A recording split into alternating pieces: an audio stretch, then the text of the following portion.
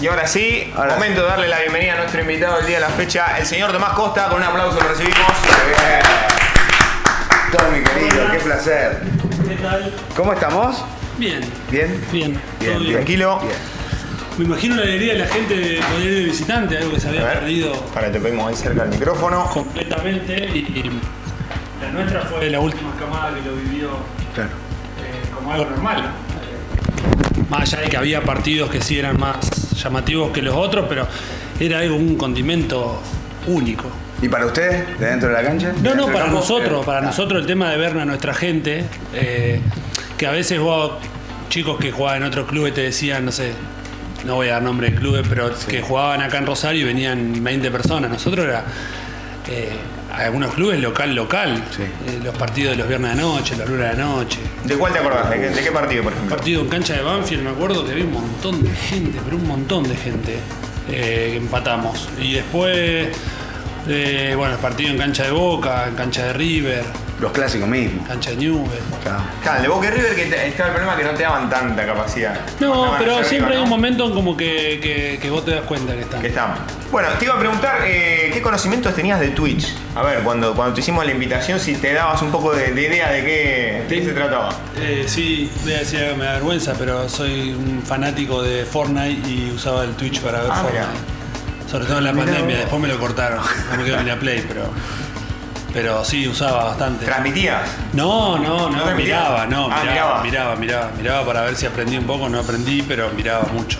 Che, hay muchos jugadores y exjugadores que están mucho con los juegos, ¿eh? No, a mí ahora a mí hace 3 años que nada, 2 años y medio que nada, ya no tengo ni la Play.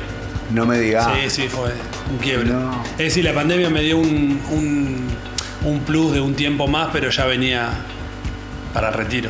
Pero había pasado un nivel ya de llevarme un portafolio a la concentración, donde yo enchufaba la Play, era un televisor portátil, nada, estaba en un... Estabas Qué metido, loco. digamos. Mirá vos. Sí, la llevaba en el avión, en los colectivos.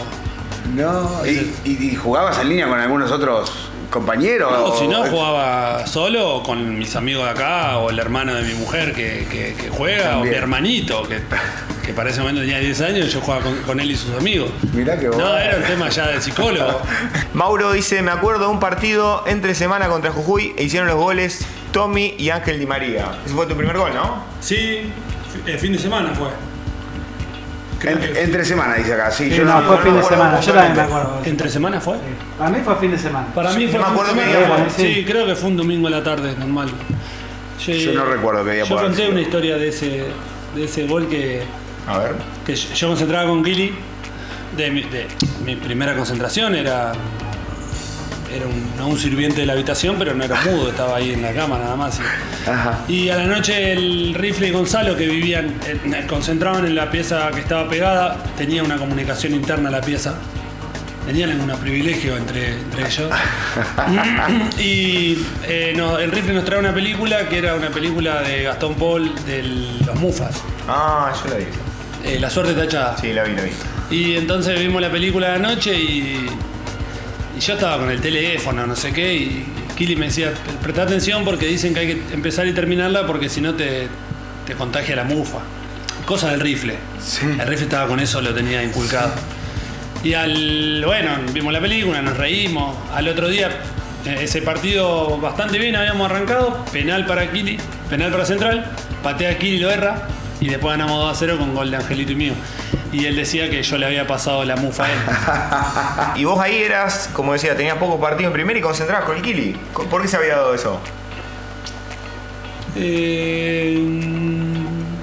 Una vez en Palos Verdes corriendo, mi papá es bioquímico y veníamos mucho al Mapasi de chico, yo vivía en Olivero, y una vez lo veo a él que estaba operado de la rodilla, enyesado, y no tenía para sacarme fotos ni nada, solo me acerqué y le dije que yo jugaba al fútbol y me contó que estaba lesionado, estaba enyesado hasta casi la cintura. Y yo me acordaba de un arito que tenía, me quedó grabado de algo que yo había visto a un ídolo mío. Entonces, una vez en Palo Verde corriendo me acerqué y le dije, yo tenía 10 años, me acerqué a vos, te dije, y vos tenías un arito así, y me dice, ¿cómo te acordás del arito? Todavía lo tengo, me dijo. Entonces como que ahí empezamos a hablar un poco más, ese mismo día termina el entrenamiento y nos dice, vamos a almorzar, que fuimos con Cachi Celaya y Quito Díaz, que éramos los más jóvenes que habíamos quedado fuera de un amistoso en Rafaela. Y como que fuimos los primeros que rompimos el hielo con él porque él no entraba en esa serie de amistosos, recién llegaba de Italia. Entonces como que la relación se dio natural. Pero para nosotros era todo un acontecimiento, no era impensado. Yo creo que los chicos de hoy en día no se sorprenderían tanto porque el tema de las redes sociales y ver a los jugadores casi de forma cotidiana, porque vos el internet te da la posibilidad de verlo. Cuando pasa que te toca convivir con alguien de ellos no es tan sorprendente. Para nosotros aquí no existía. Claro, era una imagen, allá lejos, era una cosa, sí. Entonces fue muy fuerte tenerlo de compañero. Lo mismo con Chacho, para los que somos hinchas de Central, es decir, era muy fuerte convivir con ellos. Y nada, yo lo disfrutaba un montón, porque aparte siempre fui bastante caradura, entonces como que dormir con la Ikiri también me daba eso de que a la noche venía Gonzalo a la pieza, Rifle a la pieza, más adelante el Toro Acuña, el Chino Garcés, el mismo Chacho, entonces era como que yo estaba ahí y disfrutaba toda la cosa. Eras compañero y además tenía tus ídolos ahí, digamos. Yo vivía en la pensión, tampoco era muy distinto la vida mía en la pensión a Concentrar, nada más cambiaba de piso. Claro. Nosotros salimos campeón del local en Coronel Aguirre. Una fecha antes del final, nosotros a 2 puntos arriba de Coronel Aguirre ganamos. ¿Cómo saliste de la cancha? La pregunta. Tardamos, nos salvó Diego Lavesi, sí, nos salvó literal. Y me acuerdo, Mariano Banzini, un chico que fallece en un accidente en Mendoza, el Hueso Banzini, jugaba con nosotros en inferiores no hace mucho, hace ahora un par de meses. Estábamos todos en un círculo a mitad de la cancha con 2 o 3 policías y toda la gente arriba de los tapiales, era bravo. Y este chico le agarraba el tobillo a Ernesto Díaz y le gritaba, guarda la piedra Ernesto, y Ernesto se agachaba, Ernesto ya era grande. Y guarda y se agachaba, se la hizo 40 veces y las 40 veces caía. Y cuando en un momento los policías dijo ahora o nunca, corrimos al túnel. Que este chico Mariano se cae y se abre la cabeza en el túnel, todo oscuro. No, fue terrible. Pero ganamos 2-1 faltando una fecha y Aguirre venía a 2 puntos atrás. Es decir, si nos ganaban nosotros la última fecha casi ni se jugaba, ya le daban la copa. Y nada, fue terrible. Pero yo creo que todas esas cosas te marcan mucho personalidad. No es que es lo normal jugar en local y después jugar en primera, pero al chico que pasa por lo local, yo lo veo en Agustín Módica, lo veo en Kevin Ortiz, lo veía en el Colorado Rodríguez. Es como que te forja una personalidad diferente, porque es hostil. Sí. Es cancha fea, gente mucho más grande a la que vos enfrentás normalmente en inferiores. En otra época dirían es como ir a la colimba, ¿no? Claro, es más o menos lo mismo porque vos entrás y lo primero que hacen, te escupen, te pegan, si vos tenés sueño de jugar, yo te iba a romper las piernas y todas esas cosas que yo como venía del pueblo, a lo mejor el pueblo es más parecido, entonces como que tampoco era que me asustaba, pero sí es muy diferente a lo que es inferiores de AFA. Claro, eso es otra cosa. Nada. Sí. Si no me equivoco, fecha 9, 8 fechas sin ganar. Sí.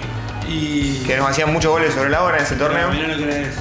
Que la gente vaya a la cancha era increíble. Ahí estamos, la gente en el parque. Qué locura, ¿eh? Qué lindo. 2007, septiembre, día lluvioso. Y bueno, Central que llegaba sin ganar ningún partido, 9ª fecha, como decías vos. Mirá que justo. Qué cambiado, ¿no? Sí, me había cortado el pelo. Bueno, ¿y qué te acordás aparte de que llegaban sin ganar a esta fecha? Ese día me acuerdo todo. Ah, bueno. Porque también después de un montón de tiempo se conoce la enfermedad de Rifle. Sí. Y yo cuento en un cuento una historia de que a veces yo lo veía, cada clásico en cancha de Newell's los hinchas lo van reposteando y a veces veo los comentarios y no podés tener miedo. Nosotros tenemos miedo. ¿Cómo no va a tener miedo ante un clásico? Porque te da primero el cosquilleo de que si hago un gol, de que si ganamos con el gol mío, de que yo me acordaba la imagen de Pirulo agarrado al cartel y yo decía, ¿cómo no me gustaría hacer un gol en cancha de Newell's y agarrarme del cartel? Pero después también pensás todo lo otro, es decir, tranquilamente puedes patinar, hacer un penal y perder por un penal, culpa tuya. Donde ahí otra vez vuelvo a que vos mezclás un montón de sentimiento también, no es fácil. Y después el partido ese, bueno, yo me acuerdo de que la noche previa, a Aquiles se le cae una persiana en la mano, gritó a las 4 de la mañana, yo decía, acá se despierta a las 4 de la mañana, estaba mirando para la ventana, para el lado de atrás del hotel. se escuchaban las botellas que pegaban en la ventana de los hinchas de Newell, porque concentrábamos en el centro. Nos levantábamos, llovía, no te da hambre, todo. Llegamos al estadio, Oroño, el colectivo 120, porque eran piedras de todos los colores.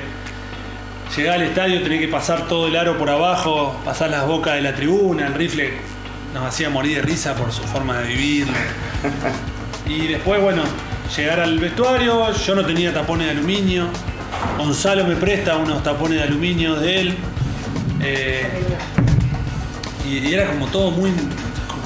Era así, parecía una guerra. Vos calentabas en la cancha de Newell y arriba está la reja donde pasan la tribuna a la Popular. Y entonces en un momento entró a la manga para entrar y se escuchaba el murmullo de la Popular de Newell porque la tenés en la oreja. Y el rifle entra corriendo al túnel, que los chicos que jugaron en ese momento y lo ven se acuerdan y dicen: muchachos, ataja justo Villar, patéenle fuerte al ángulo que le cuesta. Como que la única chance de hacer un gol que tenía fue si pateábamos fuerte al ángulo. Y yo me empecé a reír y ya salimos y vi la gente de Central, porque ahí sí pasaba la mitad de la cancha y se escuchaba la gente de Central. Pasaba la mitad de la cancha y se escuchaba la gente de Newell, era literal así.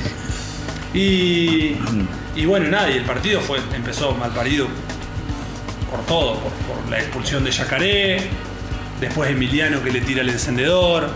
Y como nosotros veníamos de racha, dijimos: no hay chance que lo ganemos porque algo va a pasar de acá al final del partido. Y nada, yo había pateado el penal la fecha antes contra Banfield en cancha de Banfield y pateaba yo el penal. Yo era el encargado de patear penales. Sí, bien. En cancha de Boca, la primera fecha, ahí que ahí sé quién patea. Yo dije que yo pateaba y él dijo: bueno, está bien. Y en ese partido yo voy a buscar la pelota y Martín empezó: pateo yo y sí. Patea vos. ¿Querés patear? Patea. ¿Te costó dárselo? No, nada, cero. ¿Pero? No, pateá. Me pareció como que pateo yo, él se levantó rápido. Pateo yo y dije: dale, patea. Bueno, pero pará, porque lo que dijiste antes, se te cruzaba por la cabeza si ganabas con un gol tuyo. El penal en la cancha con la hinchada de Newell atrás, Villar, yo quería patear. Claro, por eso. Yo quería patear. Loco. Y ya sabía que iba a patear fuerte de donde me salga, no, nada. Nada de andar colocándola. Estuviste convencido. Le hicieron el penal a él y se levantó y agarró la pelota. Sí. Yo ya no me animaba porque estaba acá afuera. Y bueno, nada, en realidad ahí sí se te mezcla el hincha y decir como sea, me chupo un huevo. Ganemos como sea. Querido Tomás, no puedo dejar pasar este momento para te mandar un otro abrazo. Hace muy poco tiempo estuviste aquí, compartimos, además de nuestra pasión por el fútbol, compartimos mucha emoción. Cuando a mí me van a vender, que yo había quedado libre, Porto fue el único club. Yo tenía ofertas de todo tipo de clubes que vos te puedas imaginar. Es decir, Napoli de Paris Saint-Germain, que no es el Paris Saint-Germain de ahora. Era, sí. El West Ham, el Portsmouth, que en ese momento existía, que después fue Jonás Gutiérrez. El Mallorca, el Albacete, la Sampdoria, todo era un jugador libre yo. Gratis, cero. Sí. Es decir, yo llegaba a mi casa y me encontraba con un representante que yo le decía: por favor, no vengan más a mi casa. Pero como yo no atendía el teléfono, mi viejo tampoco, nos encontrábamos en mi casa, te decían: esto es para vos y vos te vas libre. Porto fue de los primeros clubes, Porto y Napoli, que decían: a nosotros no nos importa la plata para quién es, nosotros tenemos esta plata para Tomás, que es el precio que Tomás tiene en el mercado. Sí. En ese momento eran $4,5 millones. Sí. Y a mí ya me había caído bien eso, porque hablaba bien. Pocho Lavezzi en Napoli habíamos hablado, que venía, que nada. Darío Rodríguez del Schalke 04, un uruguayo, se había comunicado, que el Schalke también, y a mí siempre me quedó la sensación de que Porto iba a ir por lo legal. Por los carriles, no era por legal. Lo ético, digamos, por ético. lo ético, sí. Entonces nosotros, mi viejo sobre todo, decía: nosotros tenemos que firmar el contrato y venderte. Yo cobraba $1.300. Y estábamos hablando de 4 millones y algo de dólares, y era ilógico. Entonces era ni pedir mi papá un día me dice: si pedimos un palco, como para decir 5 años de palco, para que el día de mañana vengamos a la cancha. Yo decía: no, vamos a pedir un palco, está loco. Como que no nos correspondía esa plata, pero Porto en todo momento estaba firme en eso. No sé si después había algo atrás de todo, que no sabía, no me iba a enterar ni me importaba. Cuestión es que yo firmo el contrato en mayo, ya vendido, porque yo ya había arreglado mi contrato con Porto, entonces yo firmo para que Central cobre. Entonces yo llego a Porto y me encuentro con todo lo que yo no había vivido, es decir, guita, auto, casa, Champions League, estadio con 90.000 personas, todo lo que un jugador de fútbol puede tener a favor, es decir, no necesitas otra cosa que ponerte botines y entrenar y dar lo mejor que vos tenés para el equipo. Y entre toda esa vorágine me encontré con este tipo que era literalmente como un padre, decía, ahí te explicaba algo de una manera que y vos era como que ahí volvía a tierra y salía de toda esa burbuja de la fama y del auto 0 kilómetros, de vivir contra el mar y de la ropa y era como que él te hacía sentir de vuelta el pibe de Central. No sé cómo lo hacía ni por qué lo hacía.